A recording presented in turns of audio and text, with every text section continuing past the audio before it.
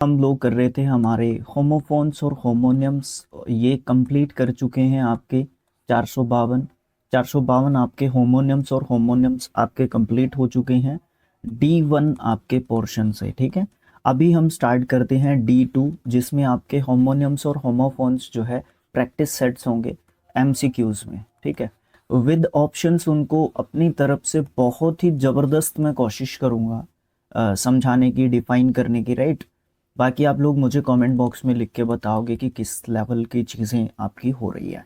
तो आपके ये मैंने आपके ये 9 पार्ट्स में भी बना दिए हैं और आपका एक मैराथन के रूप में भी अपलोड ऑलरेडी कर दिया गया है।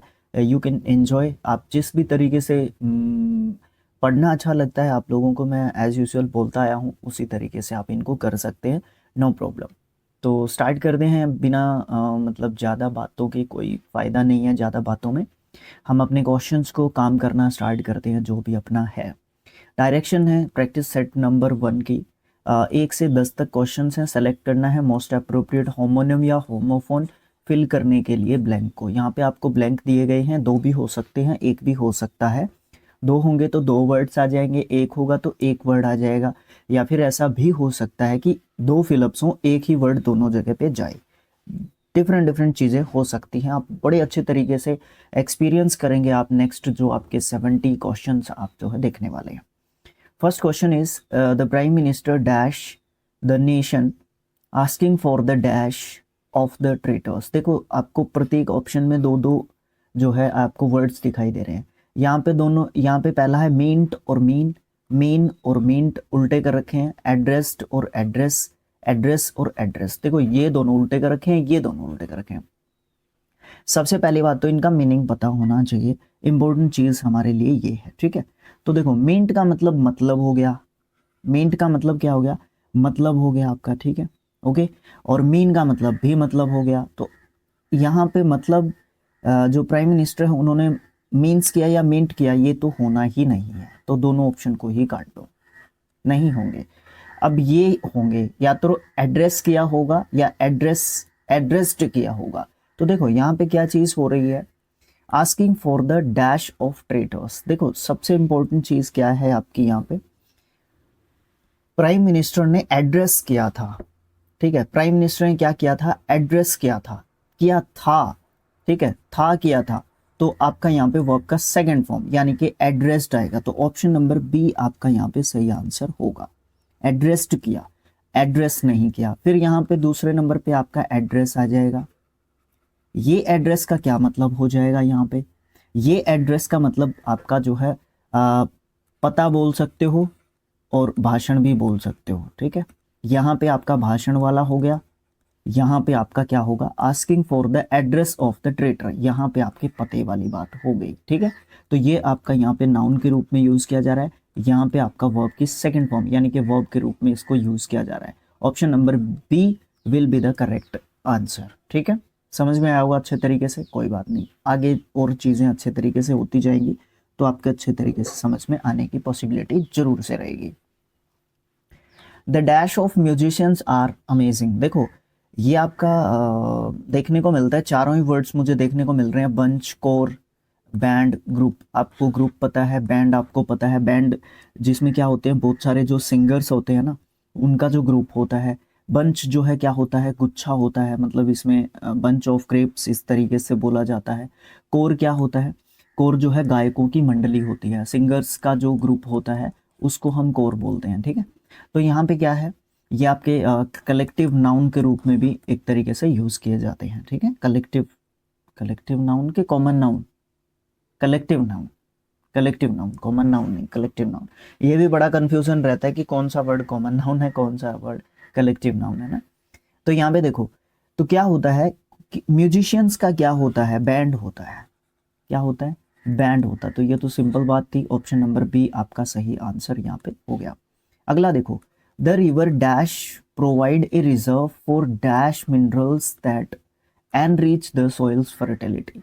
जो रिवर है वो क्या करती है, बैंक करती है। बैंक, बैंक देखो, एक तो बैंक होता है पैसे वाला बैंक, एक बैंक होता है किनारा। ठीक है, दोनों सेम वर्ड प्रोनाउंस करता है। एक बैंक हम वर्ब के रूप में भी यूज करते हैं। देखो यहाँ पे हमें किसकी जरूरत है, वर्ब की ज़रूरत है। तो राइट और राइट ज़रूरत नहीं है। क्वेल क्या होता है?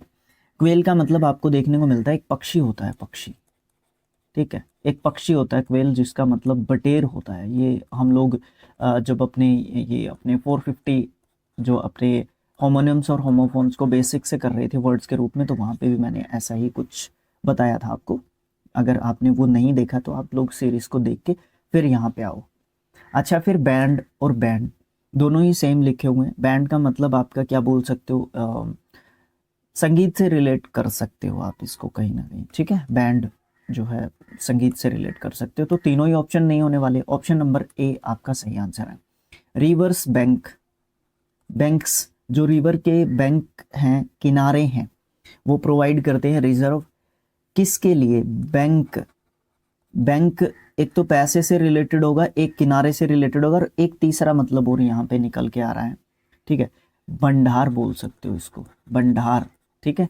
तो मिनरल्स के जो भंडार हैं वो एनरिच करते हैं हमारी सोइल की फर्टिलिटी को, ठीक है। मतलब क्या होता है, जो रिवर्स होती हैं उनके जो बैंक्स होते हैं वो प्रोवाइड करते हैं ऐसे रिजर्व्स जो हमारे लिए पर्याप्त मिनरल्स लेके आते हैं, जो हमारी सॉइल की जो क्या होती है फर्टिलिटी होती है उसको वो एक तरीके से क्या करते हैं, बढ़ाते हैं। तो वो वाली चीज़ देखने को मिलती है, इसलिए हम बैंक्स और बैंक यहाँ पे फिट कर देंगे।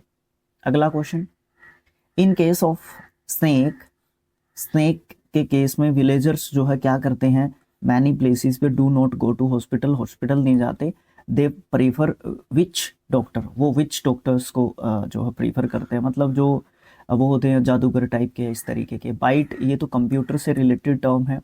ये बाइट क्या होता है? BIGHT, ये बाइट होती है आपकी समुद्र की खाड़ी से रिलेटेड होता है, ठीक है, खाड़ी। अच्छा, ये बाइट क्या होता है? सांप का काटना। तो ऑप्शन नंबर बी आपका यहाँ पे सही आ जाता है, ऑप्शन नंबर 2। अच्छा, एक ये बेट भी होता है। बेट क्या होता है? बेट का मतलब आपको एक तरीके से देखने को मिलता है, जो मछली को पकड़ने का जो कांटा होता है ना, मछली पकड़ने का जो कांटा होता है उसको हम बेट एक तरीके से बोलते हैं, ठीक है। तो ऑप्शन नंबर 2 यहाँ पे आपका सही आंसर हो जाएगा। आगे क्या है? आगे क्वेश्चन नंबर 5 है, the wind dash so powerfully that the door closed, blow, blue, blues, below, ठीक है। तो वहाँ पे जो आपकी विंड है वो ब्लो हो रही है, ठीक है, वो बह रही है। क्या कर रही है विंड? आपकी विंड जो है बह रही है एक तरीके से, है ना। तो इसलिए आपका ऑप्शन नंबर डोर को क्लोज्ड हो गया। तो यहाँ पे आपका ब्लो नहीं कहेंगे हम लोग, यहाँ पे ब्लू कहेंगे। Blow, blue, blown. ब्लो ये आपका वर्ब का फर्स्ट फॉर्म होता है, ये आपका सेकंड फॉर्म होता है, और थर्ड फॉर्म आपका ब्लोन एक तरीके से होता है। वर्ब्स याद कर लो अगर गड़बड़ है तो कहीं पे, ठीक है। एक तो ये चीज़। अब यहाँ पे सर वर्ब का सेकंड फॉर्म क्यों आया? क्योंकि क्लोज्ड हो गए हैं या थे, क्योंकि पास्ट की बात हो रही है तो पास्ट इंडेफिनिट टेंस आप यहाँ पे लेके आओगे। इसका मतलब बहना होता है, इसका मतलब बह गई होता है। ब्लूज आपके क्या होते हैं? ब्लू के साथ जब कलर की स्पेलिंग ब्लू के साथ आप जो है क्या कर रहे हो, एस लगा रहे हो तो कलर हो गया नीला। इसके साथ एस लगा रहे हो तो बहुत सारे कलर्स, नहीं, गलत बात। इसका मतलब होता है एक क्या बताऊँ आपको, गाने से संबंधित होता है ये कुछ, मतलब गायन शैली से रिलेट आप इसको कर सकते हो, ठीक है। ओके, अगला question, Swati and Raghav are bosom friends. Bosom friends आपका एक ईडियम होता है। ईडियम की सीरीज देखी है? नहीं देखी सर, तो जाओ ना ब्लैक बुक से, दोनों चैनल्स पे आपके पड़ी है, स्किल IQ पे भी पड़ी है और आपके शिक्षा और अध्ययन पे भी पड़ी है। तो आप जाओ वहाँ पे चेकआउट करो ना ब्लैक बुक की सीरीज को। टाइट, हर्टी, डीप ऑप्शंस आसान है, डिफाइन करने की ज़रूरत नहीं है। मुझे पता है ना आपका टाइम कहाँ पे बचाना है। नेक्स्ट आपका क्या है? लिविंग हिज फ्रेंड, छोड़ने आया था अपने दोस्त को, रामू ने कहा नेक्स्ट टाइम वी मीट, जब हम अगली बार मिलेंगे, I will dash you drink. Bye, bye करना, बाय मतलब दो, ये बाय मतलब प्रेपोजिशन, ये बाय मतलब खरीदना, बाय बोट, बोट।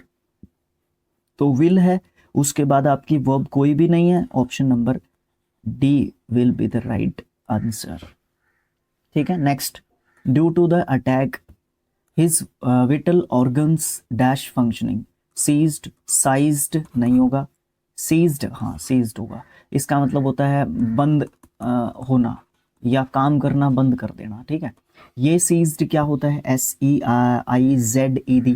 अब ये सीज्ड, ये भी आपका सीज्ड ही एक तरीके से प्रोनाउंस किया जाता है। इसका मतलब होता है जब्त करना, जब्त करना। फंक्शनिंग यहाँ पे भी बंद होती है, लेकिन ऑर्गन्स को सीज ये चीज़ होती है बंद करना, काम बंद करना, बंद कर देना। इसमें किसी की प्रॉपर्टी को सीज किया जाता है, वो वाली बात। ये सीज तो समुद्र को बोलते हैं, आप जानते ही हैं। अच्छा, सी, इस तरीके के हमने वर्ब्स पढ़े थे, है ना, ये वाली चीज़ देखी थी। शी, इसको भी शी को भी जोड़ लो प्रोनाउन को, ठीक है। Should we go shopping for a dash fan for our new house. Ceiling, ये कोई वर्ड ही नहीं होता, गलत है। सीलिंग, सीलिंग देखो सबसे इम्पोर्टेंट बात क्या है, सीलिंग। सीलिंग आपका जो है गलत वर्ड एक तरीके से हो जाएगा, और सी लिंक भी आपका एक तरीके से आपको गलत जो है वर्ड एक तरीके से देखने को मिल जाएगा वैसे तो, ठीक है। लेकिन एक चीज़ मैंने देखी है, जब नहीं, ये वाला वर्ड जो है आपका बिल्कुल गलत है, ये गलत नहीं है, ये आपका सही वर्ड है।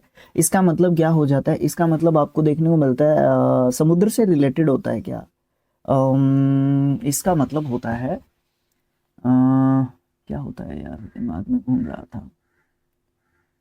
इसका मतलब आपको देखने को मिलेगा भैया, कमेंट बॉक्स में लिख के बताओ, या मैं शिक्षा और अध्ययन की तरफ से कमेंट कर दूंगा। दिमाग में से निकल गया यार, इसका मतलब ये वर्ड होता है, सही है ये वर्ड, बट ये गलत है, ये वर्ड ही नहीं होता, ठीक है।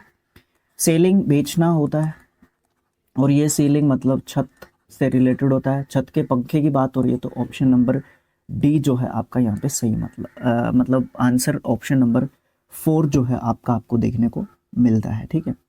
यार क्या होता है ये सीलिंग, अब भी दिमाग में घूम रहा था, मतलब कई बार है ना ऐसे ही, मतलब निकल जाती है चीज़ें दिमाग में से। कोई नहीं, मैं कमेंट बॉक्स में डाल दूंगा, आप लोग भी डाल सकते हो, गूगल करके देख लेना, ठीक है।